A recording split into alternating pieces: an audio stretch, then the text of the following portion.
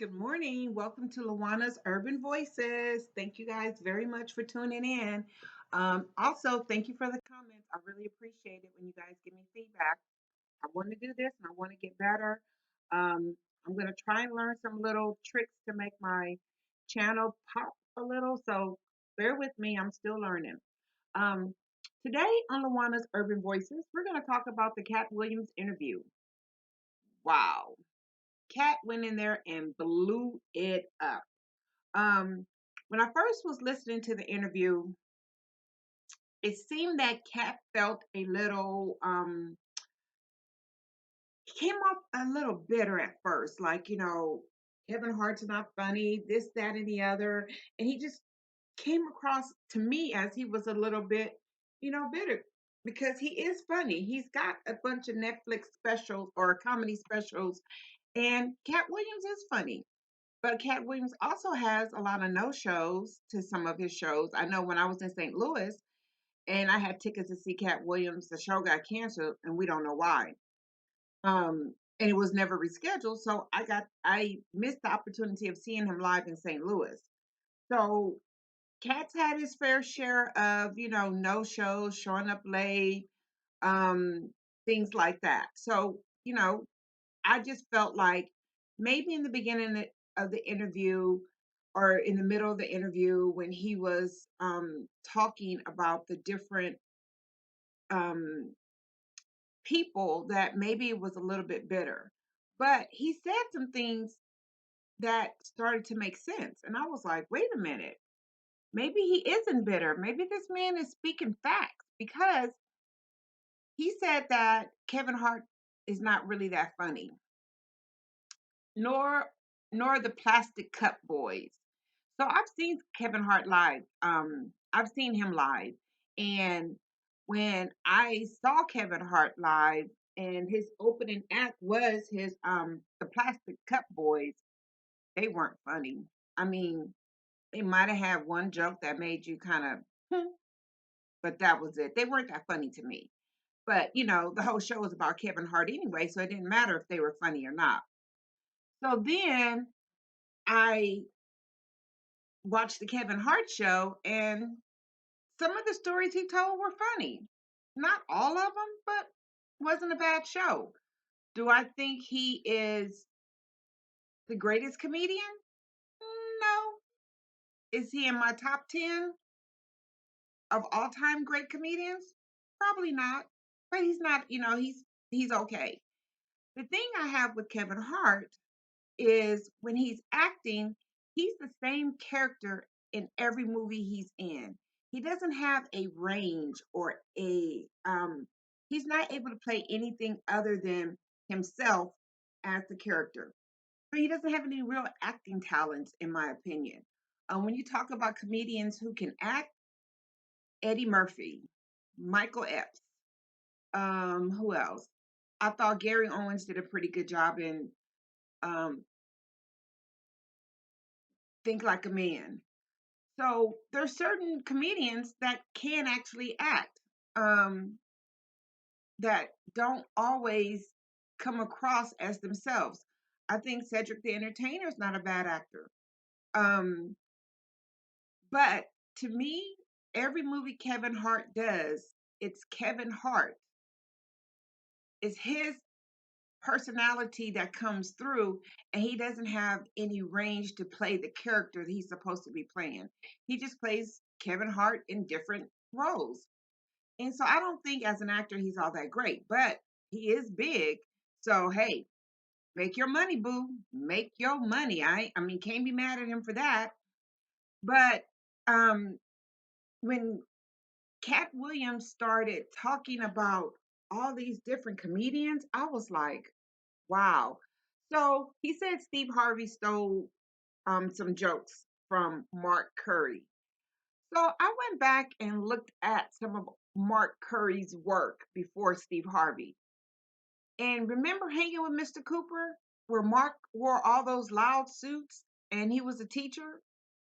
I was like, the Steve Harvey show was almost a mimic of the Hanging with Mr. Cooper.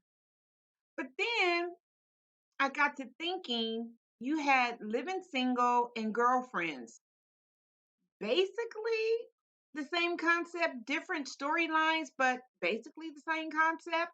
Then you had Friends imitating Living Single, same thing. So I think a lot of times in Hollywood, things are duplicated, changed up a little to make it somebody else's show.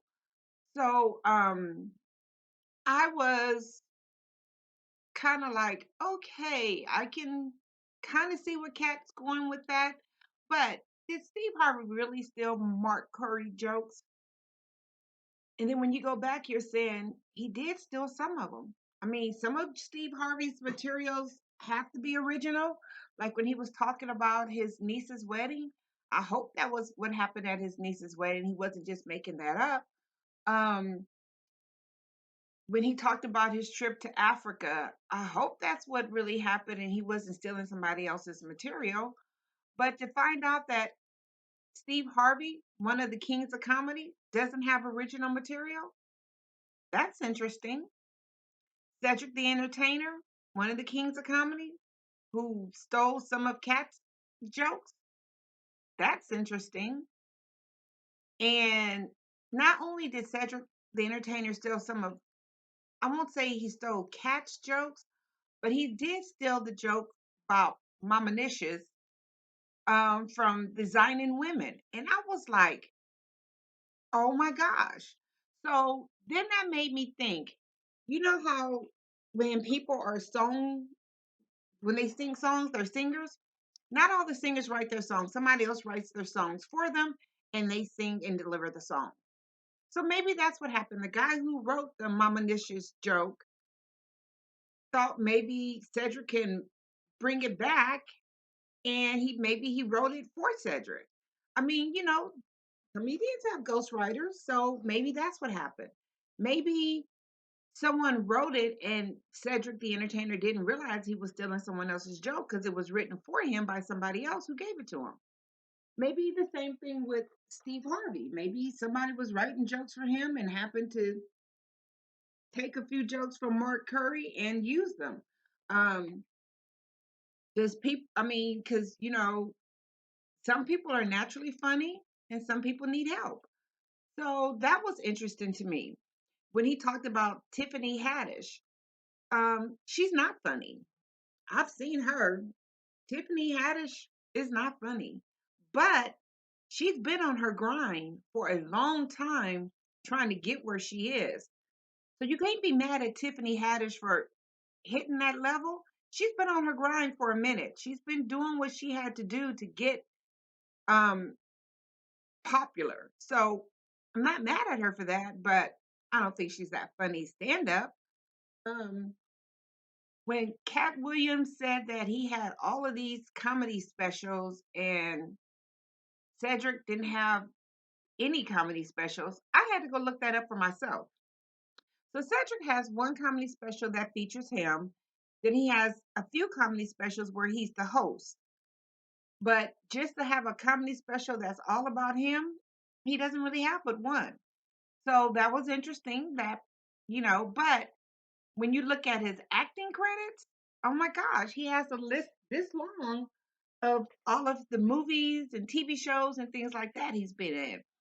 So, and he's hosted some game shows and stuff like that. So when you're doing that kind of level, maybe you don't have to do stand-up specials because you got other projects going on. So maybe that's what happened with Cedric the Entertainer.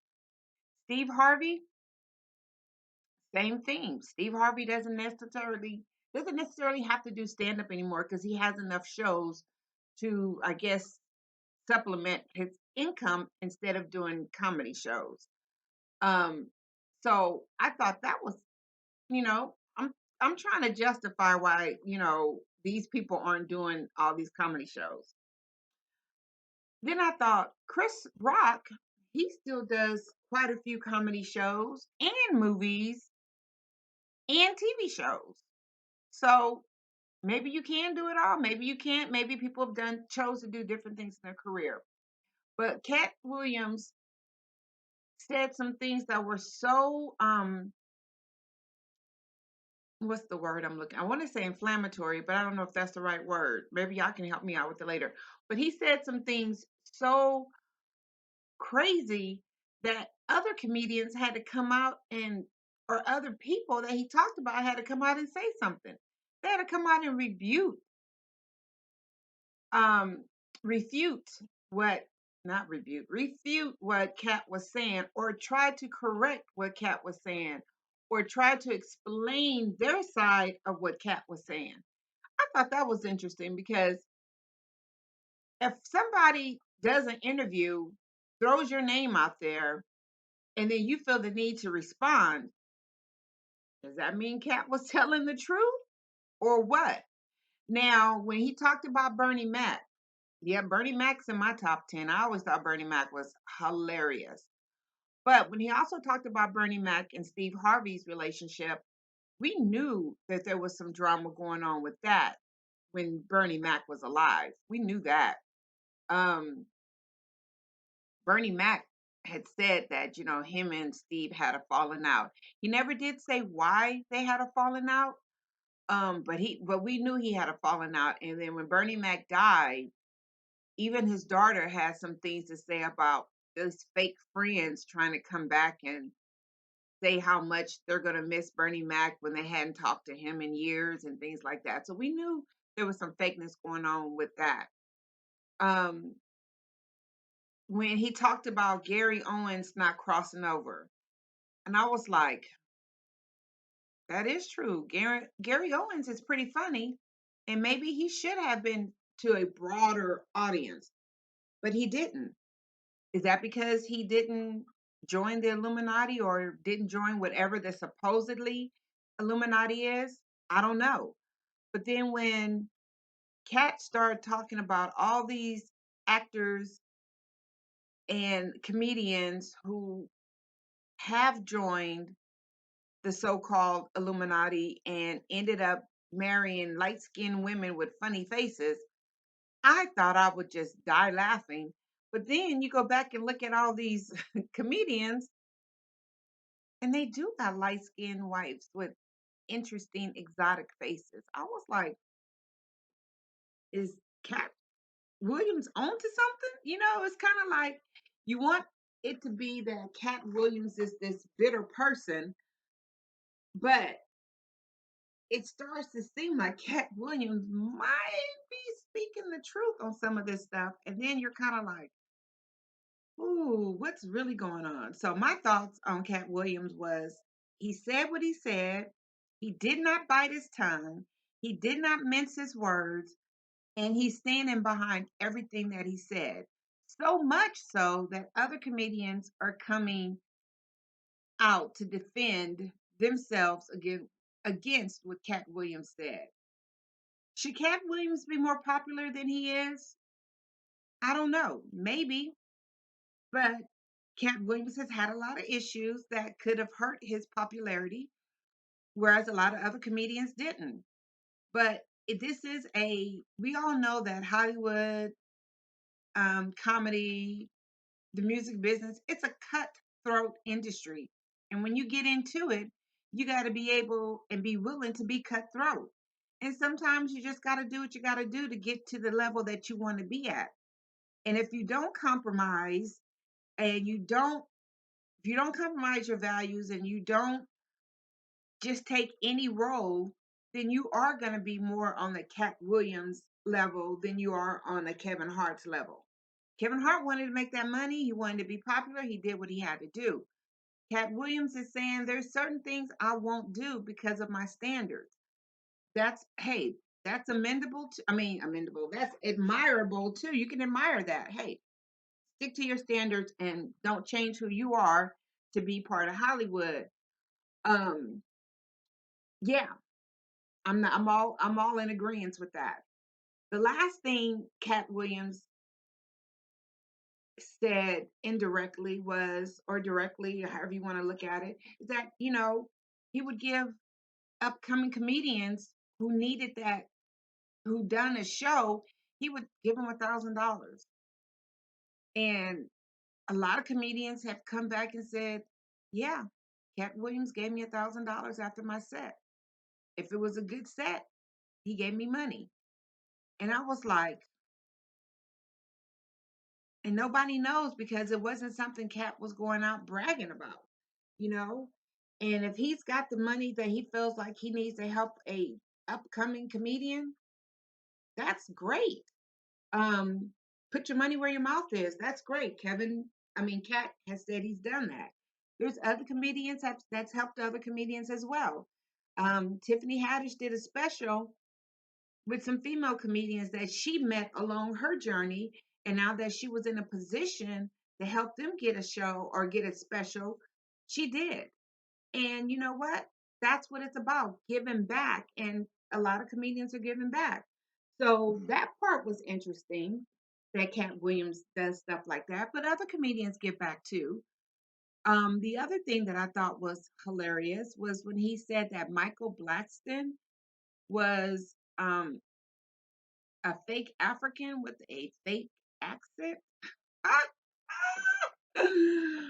was like, wow. Um, that's his whole show is that he's African and no one can understand what he's saying. So that was interesting to me too.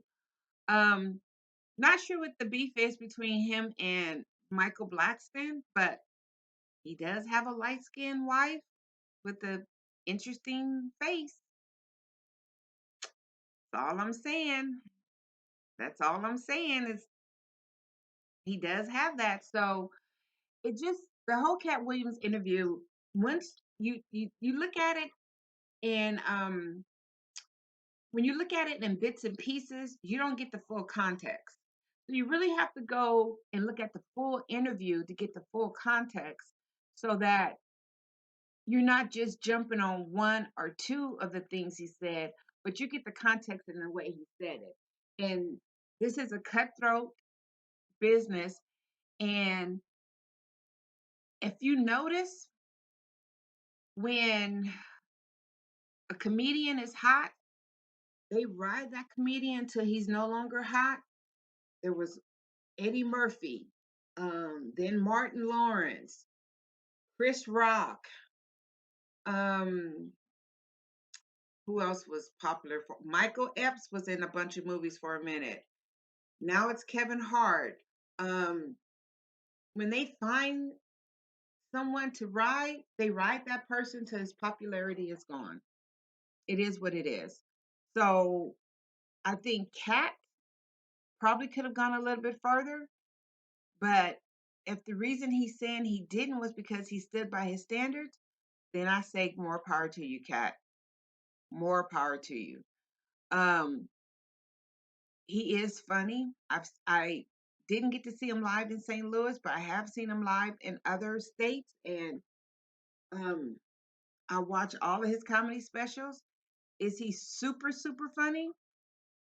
He's not the funniest, but he will make you laugh. I mean, he is funny to me.